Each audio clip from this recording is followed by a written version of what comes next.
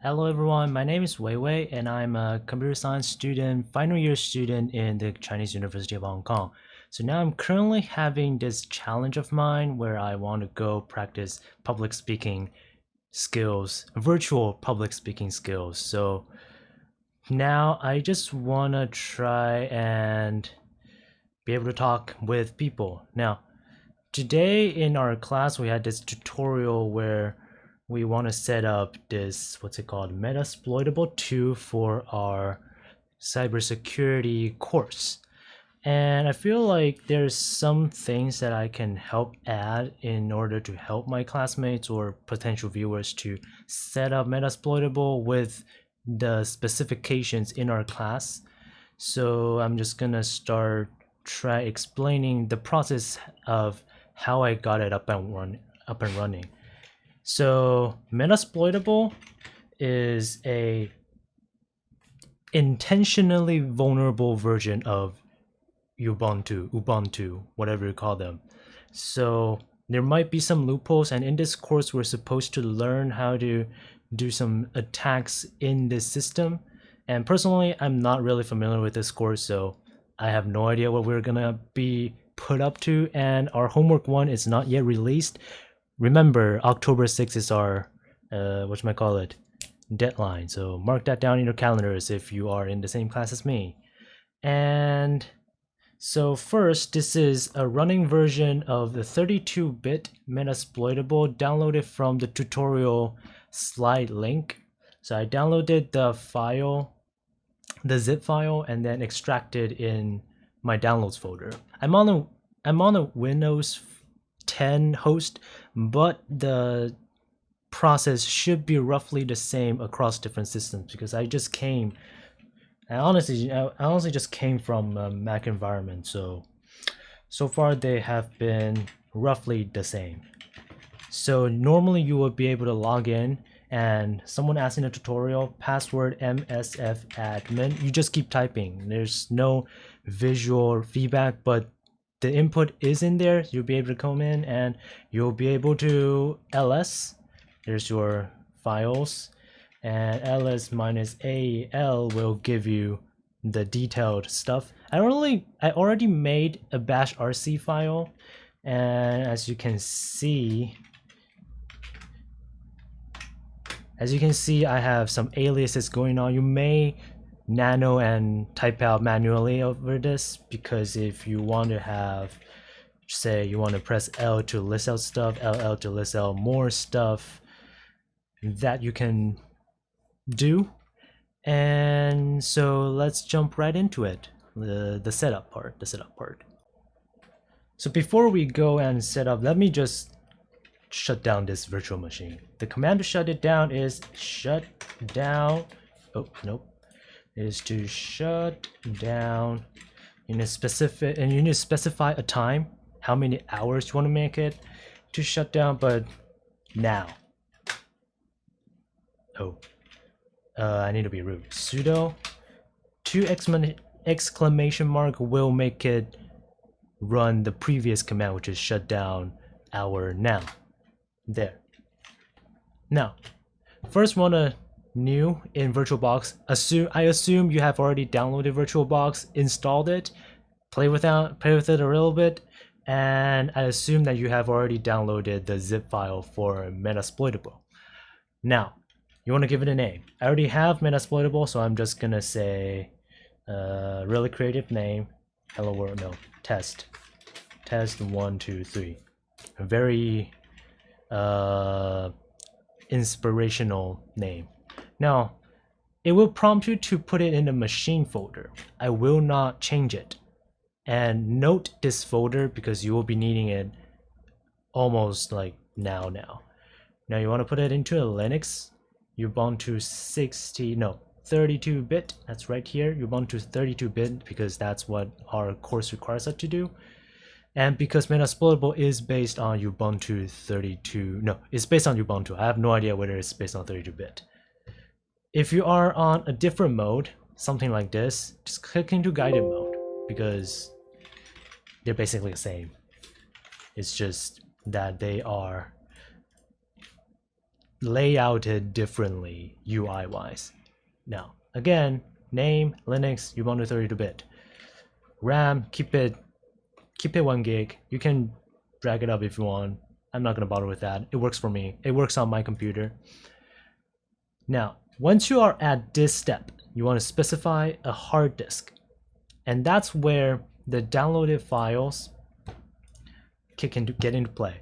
So I downloaded Metasploitable Linux, extracted it over here, and in this folder, we actually have the VM disk, the virtual machine disk file, and some other, I have no idea what those stuff are, files. You want to have all of them. You want to have all of them. So now navigate to your VirtualBox VM folder and see that test123 is right there, the name of the virtual machine. Click into it. It will be empty. It's fine. Just copy them into there. Once you have them in there, say use an existing virtual hard disk file, and then you want to add. In this, it will be shown right here, VM disk. That's the file you want. And you could try not copying it there, but last time I not copied it there, some unexpected error just happened, and it's just really hard to manage all those stuff. So just put it in there. You only have, what, 3 months to go through this course, and you can delete everything afterwards. So it's fine. It's really fine. So just make sure that you are navigated into VirtualBox VMs and your VM folder instead of the downloads or wherever you extracted them.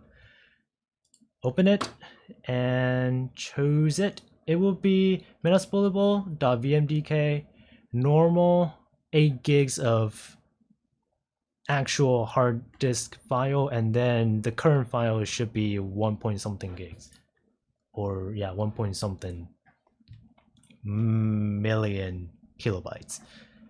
So just click create.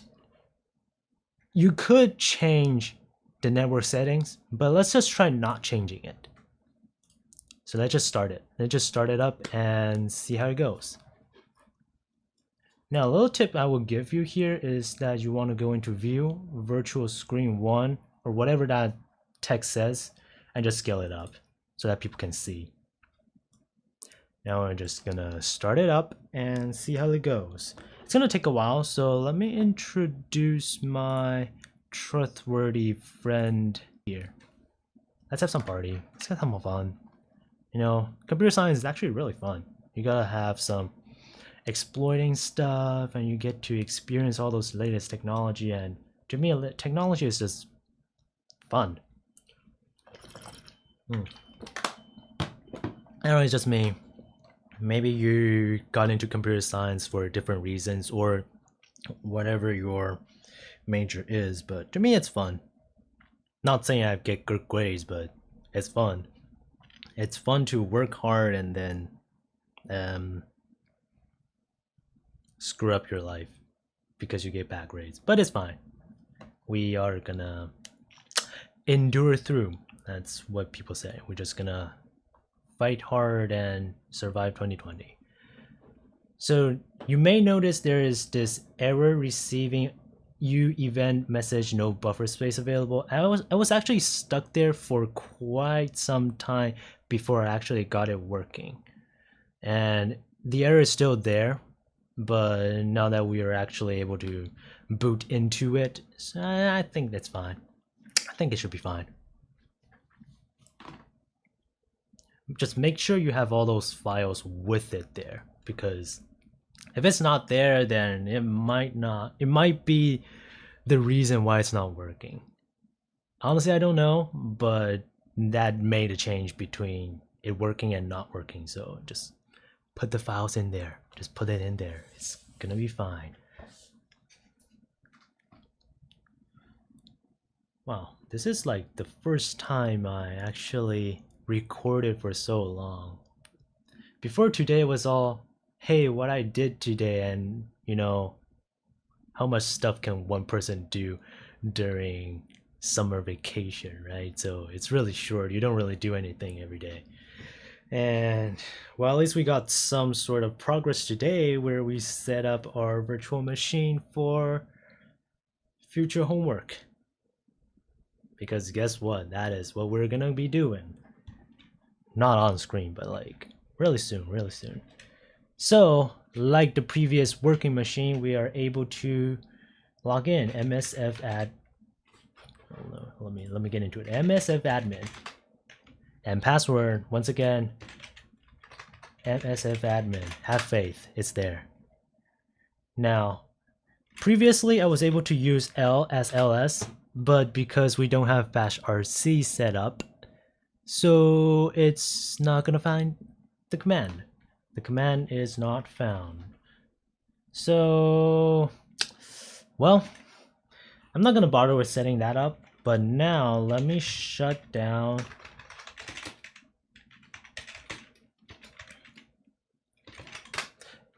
Let me shut down and I cannot type and speak. That's one characteristic of mine. After we shut down, we're gonna go set up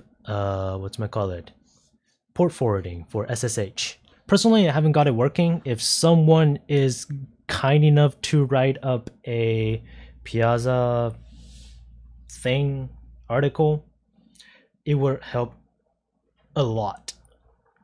So I don't know, if you're a good person, please tell me how to do it. But hey, let me tell you how to set up port forwarding once we reboot.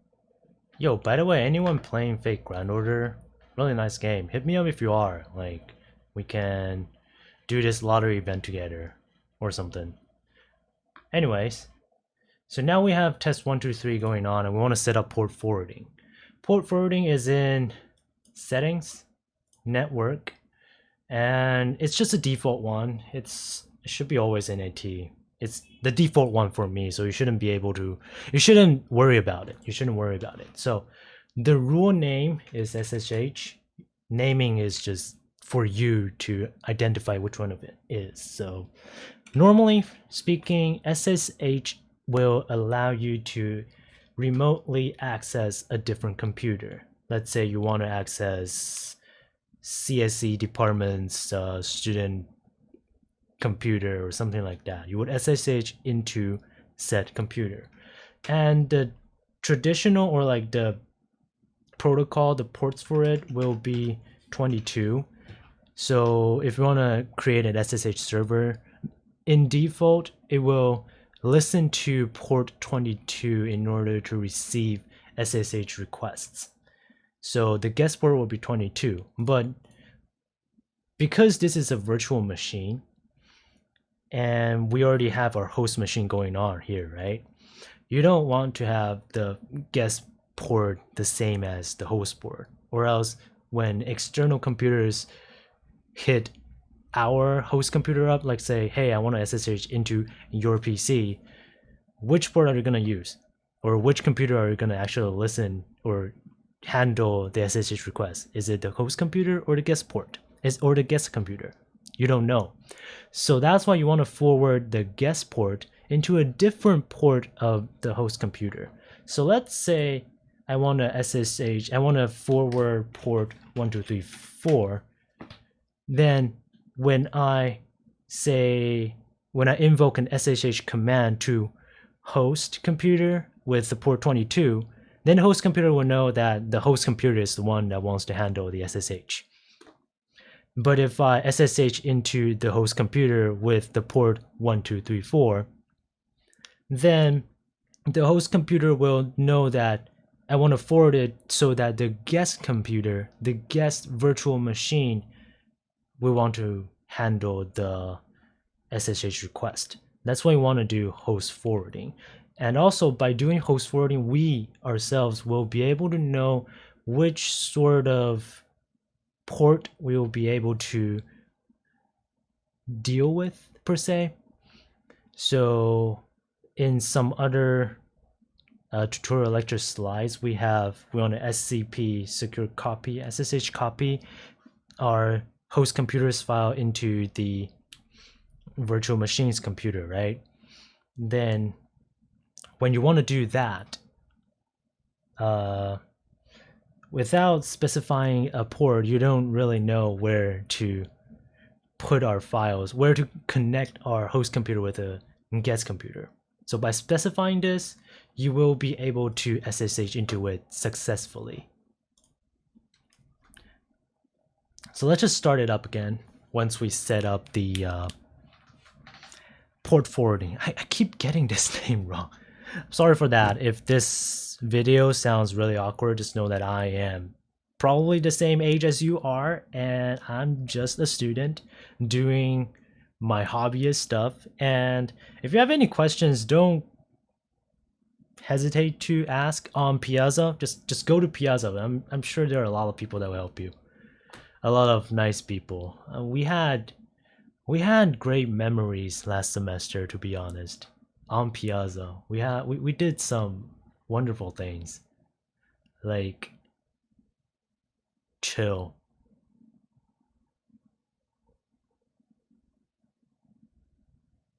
Yeah, did we do anything other than chill? Maybe some other things. I don't remember. We had some really nice conversations on Piazza too, though. So that's an aspect of virtual education, like online teaching. That's one aspect that is different from traditional stuff. You get to talk to the whole class instead of your friend group or your immediate group in class. You know the feelings, like if you're like just yourself and sitting somewhere. Okay, for you local students, it may not be like that, but for us non-local students, usually we just stick with our small friend group. I don't know about you local students, okay? Let's be friends. Let's just be friends. Let's just all be friends. People are, I mean, we just generally want to have friends, like have some real life human connection. And if you have any hobbies like FGO, Fake Grand Order, hit me up. Hit me up. We have some things that we can talk about.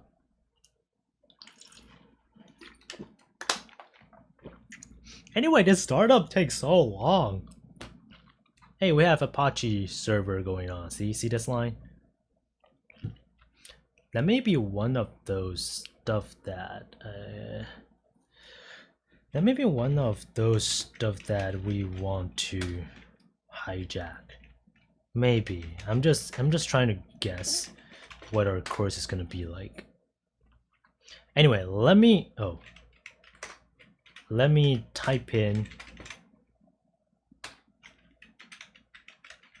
without talking because I apparently cannot do that.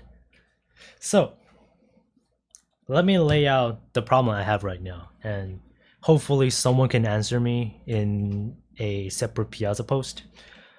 So you're supposed to set up an SSH server, and the software for that is Open SSH Server. Open SSH Server. And normally speaking, you want to use apt-get, first update it, and then install it by these two commands. Normally you would group commands by two and symbols, whatever you call them. I call them and sudo apt-get update and sudo apt-get install Open SSH Server. But the thing is, now look closely. Sometimes, like now, it's like error 404 not found and then failed to fetch, and then it just aborts. And somewhere down the line, I remember seeing something like something along the lines of this virtual machine, this computer is blacklisted. So what I'm guessing is that this system is vulnerable, so it actually got blacklisted by the apt-get repos, because for obvious reasons, because this is in fact a vulnerable computer. So let me try again.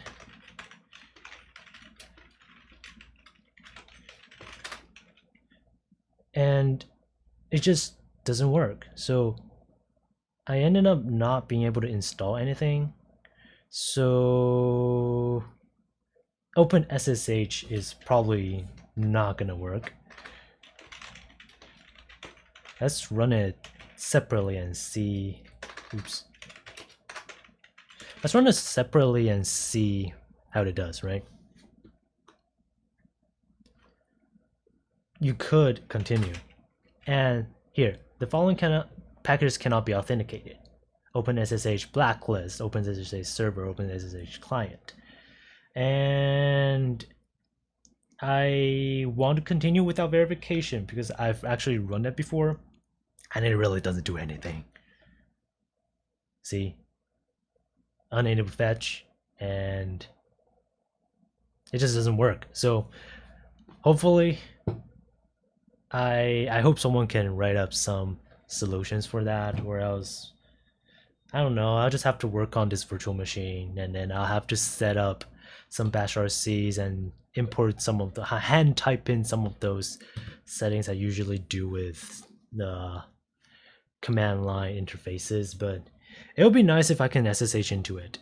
It would genuinely be nice. So anyways, that's it for, well, I would actually prefer to call it a diary than a tutorial because we already have a tutorial session. The TA is really helpful. And well, I hope this helps you. If it does, then thumbs up at the Piazza post I'm gonna make. And don't subscribe to me because I just do this kind of stuff and I don't think anyone will be interested in listening and hearing me rant.